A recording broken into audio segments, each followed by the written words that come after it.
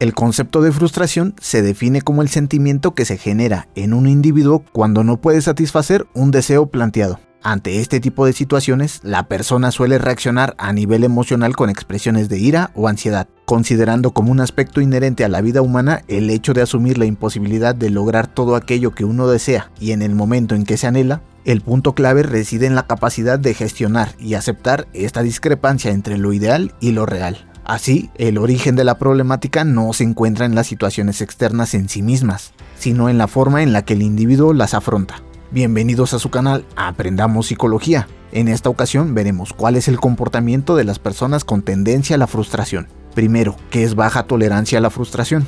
A las personas que de forma usual reaccionan manifestando frustración se les atribuye una característica funcional, llamada baja tolerancia a la frustración. Este estilo parece ser más prevalente en la sociedad actual occidental, donde la mayor parte de los fenómenos que la componen se basan en la inmediatez y en la incapacidad de espera. Los individuos que presentan este modo de hacer se caracterizan también por poseer un razonamiento rígido e inflexible, con escasa capacidad de adaptación a los cambios no programados. Por otra parte, suelen disponer de una serie de cogniciones distorsionadas que no se adecúan a la realidad, debido a lo cual interpretan como insoportable el deber lidiar con emociones más desagradables como el enfado o la tristeza, y les conduce por otra parte a elaborar una serie de expectativas previas alejadas de lo racional, desmesuradas y extremadamente exigentes. ¿Cómo se comportan las personas con baja tolerancia a la frustración?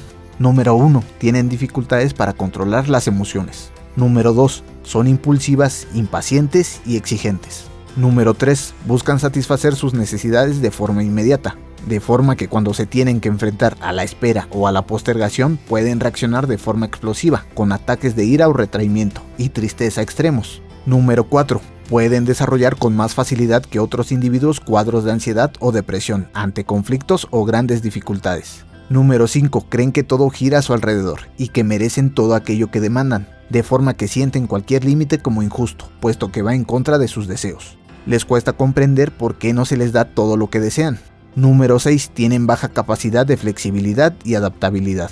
Número 7. Manifiestan una tendencia a pensar de manera radical. Una cosa es blanca o negra, no hay punto intermedio. Número 8. Se desmotivan fácilmente ante cualquier dificultad. Número 9. Realizan chantaje emocional si no se cumple lo que desean inmediatamente, manipulando a la otra persona con mensajes hirientes. ¿Qué factores pueden causarla? De entre los factores que pueden predisponer y precipitar la aparición de un disturbio de baja tolerancia a la frustración se distinguen los siguientes. Número 1. El temperamento. Las disposiciones más internas, biológicas y genéticas como el temperamento, distinguen a los individuos en sus habilidades innatas, entre las cuales puede incluirse la tolerancia a la frustración. Número 2. Las condiciones sociales. En función del entorno social y cultural en el que esté sumergida la persona, influye notablemente en el funcionamiento personal e interpersonal. Los estudios demuestran que en la sociedad occidental la ocurrencia de este tipo de problemática es significativamente más elevada que en otras culturas distintas.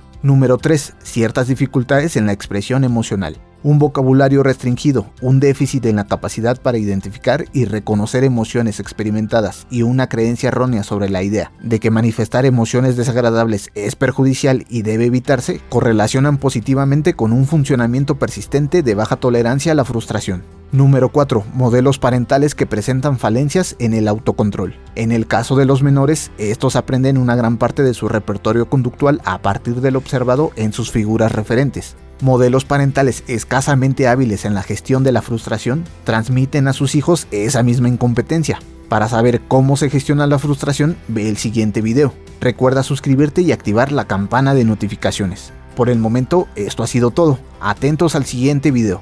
¡Hasta la próxima!